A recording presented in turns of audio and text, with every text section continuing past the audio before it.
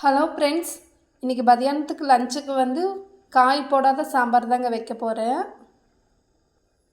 பருப்பு வெந்துட்டு இருக்குதுங்க, 1.5 டம்ளர் போட்டிருக்கிறேன். அரிசி ஊற வச்சுருக்கிறேங்க. காய் இல்லாத சாம்பாருக்கு சாம்பார் தூள் தீர்ந்து போச்சுங்க. அதுக்கு தாங்க ட்ரை ரோஸ்ட் பண்ணி அரைச்சி சாம்பார் தூள் ரெடி பண்ணலான்னு எடுத்து வச்சுருக்கிறேங்க. அதுக்கு தேவையானதெல்லாம் என்னென்னு பார்க்கலாங்க. சாம்பார் தூள் செய்யறதுக்கு இந்த ஸ்பூனில் 5 ஸ்பூனுங்க கொத்தமல்லி, 7-8 வரமிளகாங்க. காரம் நம்மளுக்கு தகுந்ததுங்க. நீங்கள் உங்களுக்கு எவ்வளோ காரம் வேணுமோ அது போட்டுக்குங்க. நம்ம எந்த ஸ்பூனில் கொத்தமல்லி எடுத்தோமோ அதே ஸ்பூனில் தாங்க சீரகம் 1 ஸ்பூனு, குறுமிளகு 1/2 ஸ்பூனுங்க, துவரம்பருப்பு 1 ஸ்பூனு,